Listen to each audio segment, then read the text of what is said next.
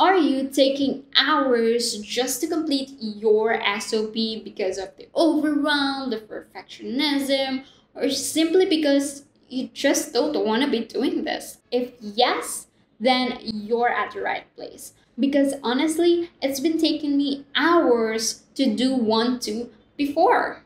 Thankfully, as I have been doing online business management for a year now, I have had a lot of mistakes and lessons that I've learned. And today, I'm able to do it 2 to 3 times faster than before. Now, that's why today I am very happy to share with you 4 tips on how you can create your standard operating procedures so much faster. To make things a lot simpler and organized, the first thing you need to do is to create your own SOP template. Doing so will help you to have a general idea of what are the things that you need to include in each SOP document that you are going to create. To create your own SOP template, make sure that you have first the purpose, second the policies, and third the procedure itself. In purpose, we set the objectives of the process that you are creating. So this way, any team member who gets onboarded, who are tasked to that specific process will be aligned to the goals of that process. In the policies, we write the non-negotiables of the process that you are doing. This way, it's always in the standards that your company wants it to be. In the procedure, we break down the outline of the main parts of the SOP and then the step-by-step task for each of those main parts. Now, with your SOP template ready, you are so much more equipped to write your standard operating procedures so much faster. And maybe even with a blink of an eye. Okay, maybe not that fast, but you know what I mean. Now, if you think that you need to write a dozen main parts for your SOP, then frankly, you are doing it wrong. The main purpose of an SOP is to actually systematize your process so your team members can actually do it in the same high quality standards that you are already doing for your business. That's why it's important to start with outlining the main parts of your SOPs. So it's easy for your team members to actually understand your SOPs. Here's how you can outline the main parts of your SOP easily. So first, start with creating the starting point and the end point. After that, you start filling in the parts that are in between. Make sure to stick between 3 to 5 main parts for your SOP.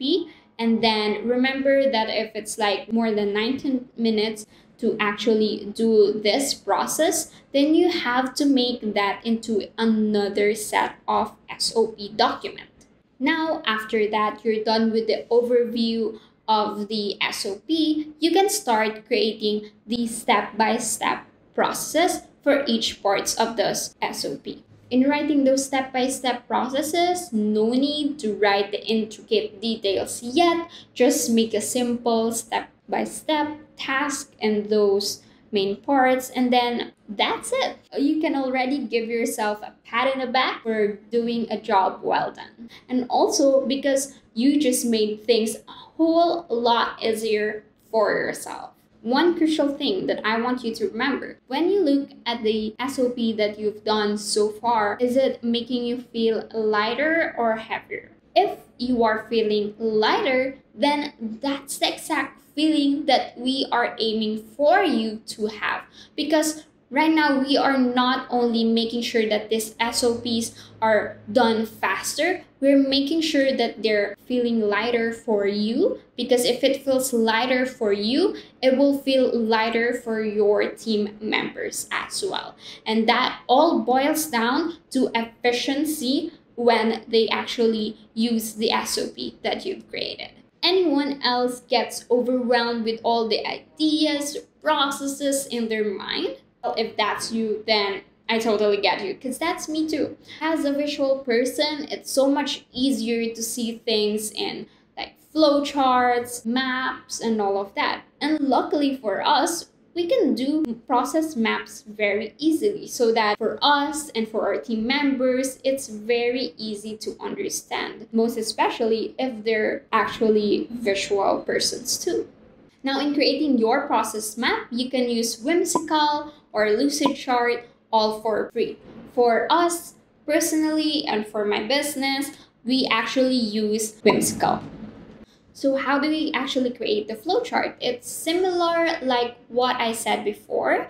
So first start with creating the starting point and then the end point, and then you start putting in the main parts in between and the step-by-step process. Now, one thing that's also helpful in having this lucid chart is if you haven't had created the systems and all of that, but you already have a team member, when you actually show them the process map, they can actually look at it, take a quick overview, and see if it's right. And it's so much easier to write your SOPs faster, and you don't have to edit it again and again.